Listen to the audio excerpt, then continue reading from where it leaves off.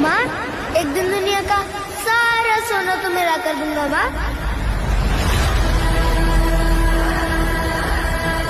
तो हम लोग को जीने खाने के लिए तो एक होना चाहिए सहारा, तो हम कुछ भी कर लेंगे।